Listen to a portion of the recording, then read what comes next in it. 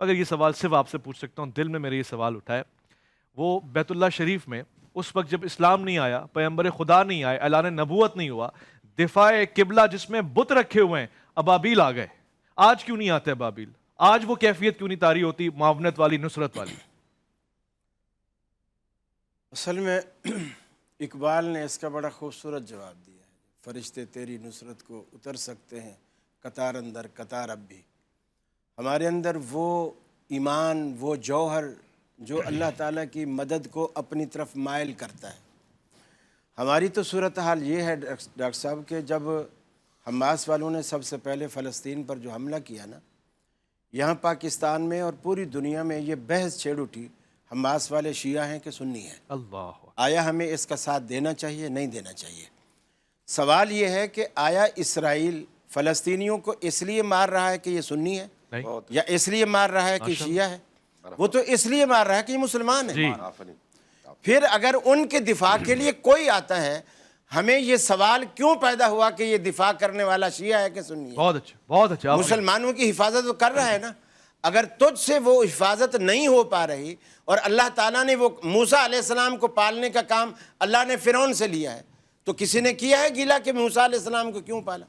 اللہ تعالیٰ جس سے چاہے کام لے۔ ہمیں اس بحث میں نہیں پڑھنا کہ وہ شیعہ ہے کہ سنی ہے، یہ دیکھنا ہے کہ یہودی مسلمانوں کا دشمن ہے اور مسلمانوں کو مار رہا ہے اور قتل عام کر۔ اس کے لیے اللہ تعالیٰ نے ایک بڑی عجیب بات کہی، ہمارے سمجھو ضمیر کو اللہ نے جھنجھوڑ کے رکھ دی۔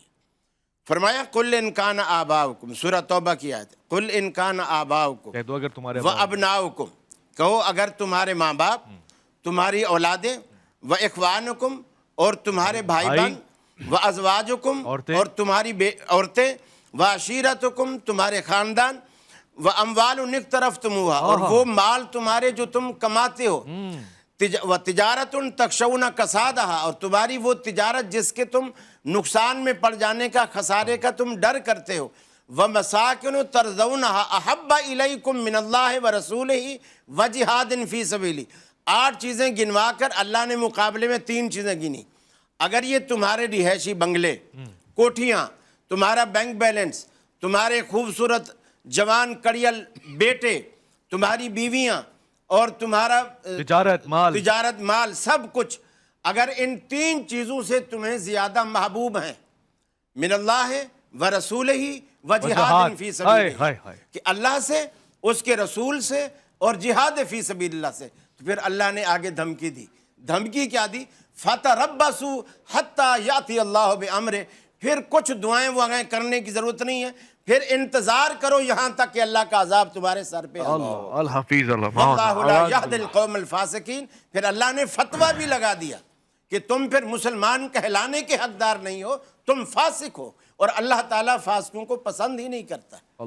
ہم تو اس حد تک گر چکے ہیں، یعنی اپنی کے اندر، میں کے اندر، اور احساس کمتری اس قدر پیدا ہو چکا ہے، میں ہوں، بس دوسرے کا کوئی فکر ہی نہیں۔ اپنا خون تو خون ہے، دوسرے کا خون پانی، اپنا غم تو غم ہے، دوسرے کا غم کہانی۔